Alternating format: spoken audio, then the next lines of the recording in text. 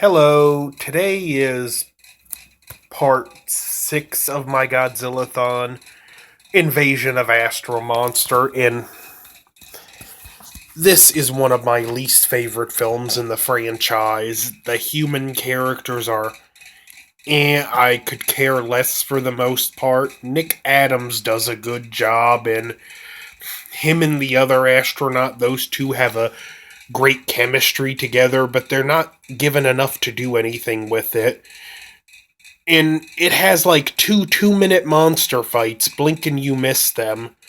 The music's great. It's fun, entertaining music, but I liken the monster fights in this as winning $1 in a $50 scratch off. The prize just isn't worth the time and effort.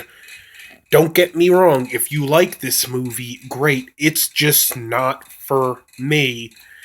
As many times as I've watched this, I've just never truly enjoyed it.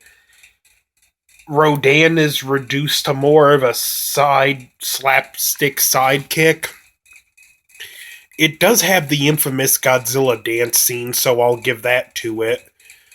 The plot centers around astronauts who are going to a newly discovered planet. They meet aliens. The aliens have problems with a monster they called Zero, which is King Ghidorah. They ask for help with Godzilla and Rodan and offer us a miracle drug that can kill all diseases.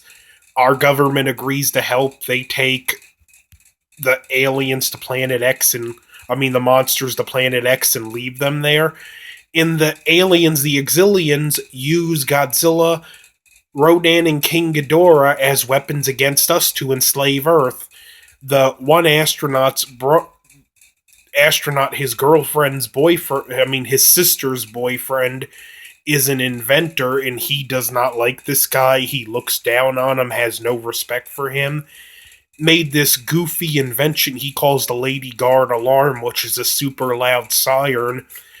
Well, thanks to plot convenience, the Exilians can be killed by that noise, so there's a military offensive. They use that noise to basically cause pain on the aliens and use magnetic waves, a device to disrupt the magnetic waves they're using to control the monster.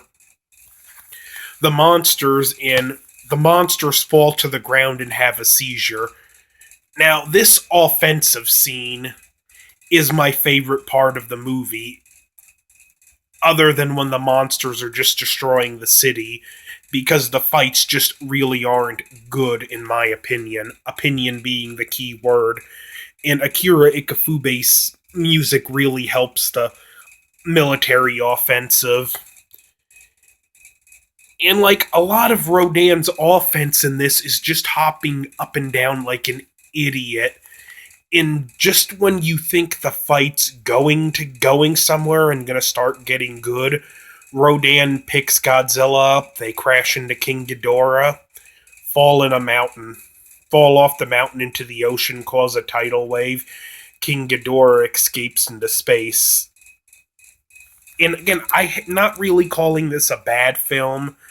I know I said I don't like it, but I don't hate it either. I just don't have a whole lot to say about this movie. This isn't going to be a very long review. I want to try and keep it over 5 minutes if I can, but I just don't know what more to say. It's just overall very underwhelming. One interesting thing, Nick Adams, because he spoke all his lines in English, none of his lines are dubbed over in the English version, and when you watch the Japanese version, which I haven't, I believe he's actually dubbed over in that. So that's interesting, and Nick Adams was pretty good in this. Like I said, him and the main astronaut have some very good chemistry together. I just wish they could have done more with the monsters, but, what are you going to do? It is what it is, and I still say it's an important piece in Godzilla history, and even though I have that feel about the film the way I do, I would still recommend seeing it. in judging for yourself because I'm in the minority on this one. It's just, I don't know how to describe how I feel about this movie. I don't hate it, but I don't love it, and I don't like it either.